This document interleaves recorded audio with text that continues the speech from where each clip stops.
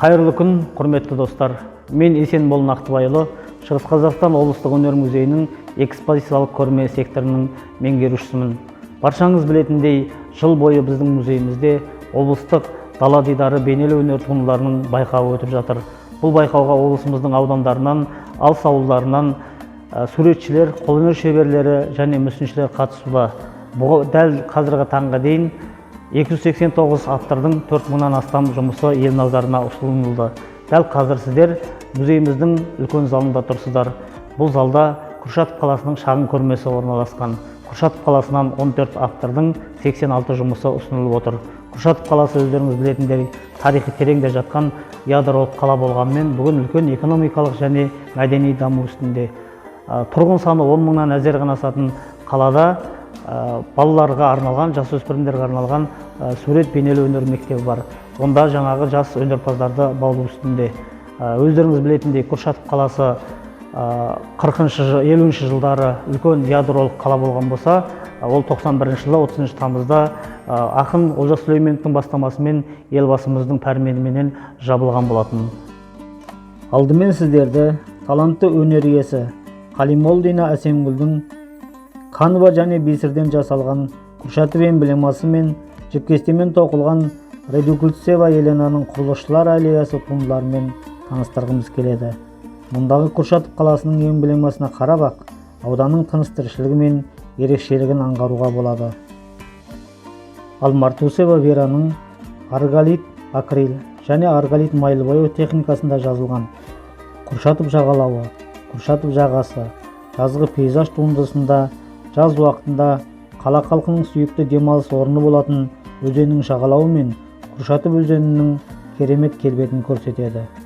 1957 жыл туылған суретші Кириллова Татьянаның шіркеу, қысқыбақ, тау пейзажы, толқындар, сарқырама, қыс және Лакштанова Екатеринаның көз қонжық, Париж туындыларында нәзіктіктің нәрлі бояулары аңқыса, Сәкен Велеманның аргалит майлы бояу техникасындағы кеме, көктемгі көңіл-күй пейзаждарынан туған жерге деген сүйіспеншіліктің кенеп бетіндегі керемет үлгісін көре аламыз. Жоғарыда атап өткен Курчатов ауданының оң қолынан өнер тамған шебері Вераның коллаж, мата, поэтки техникасындағы алма ұстаған қыз, көкнәр, базадағы пиондар, гүлдер сынды туындылары көздің жауын алса, терден жасалған гүлі композиция, қобдиша сынды керемет дәстүрлі дүниелері де бізді бейжай қалдырмады. Ол тіпті ұлттық нақыштағы жастықтар сияқты тұрмыстық жабдықтар жасаудың да қас шебері.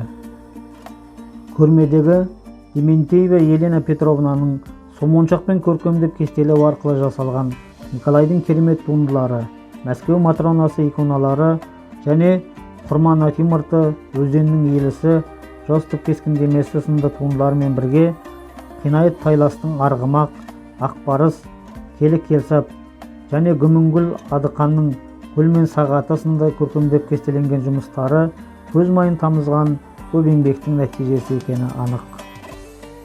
Редукульцева Еленаның Курчатов 2014, Мексика, Ұлы Қытай қорғаны, Шар жағалауы, Құрылысшылар аллеясы, Астана, Париж, Анталия, Жалғыз желкен және Қалимолдина Әсемгүлдің Қазақстан, гүлдер әлемі, Курчатов эмблемасы сынды кәдесилары келушілердің сұранысына әлден ие болуда. 2011 жыл туылған жас өнер иесі Зайтулина Ксенияның осьминог, ақтышқан, көйлек киген қонжықтар және Рахметова Алинаның ұл балаларға арналған қобдиша, қыз балаларға арналған қобдиша, сонымен қатар Қуанышева Әсемнің авторлық түйреуіштер және де Мұстаева Диананың гүлді жасыл сөмкесінен бұрынғы әжелеріміздің әдемі өрнегін көреміз. Курчатов қаласы көрмеге қойған 86 жұмыстың 17-сі кескіндеме және графика, ал қалған туындылар қолданбалы қолөнер шеберлерінің жұмыстары. Музейіміздің төріндегі әрбір ауданның көрмесі сырға толы сұхбат десек артық болмайды. Бұл көрмелерде елдің тарихы, мәдениеті, дәстүрі, салты бабадан келе жатқан өнегелі өнерін паш етеді. Дәл қазір үлкен залда тұрған Курчатов қаласының көрмесі де осының айғағы десек артық емес. Тәуелсіздіктің арқасындағы жаңадан дамып жатқан жаңа даңғыл жолға түскен Курчатов қаласының керемет туындылары қаланың жарқын болашағын баяндайды.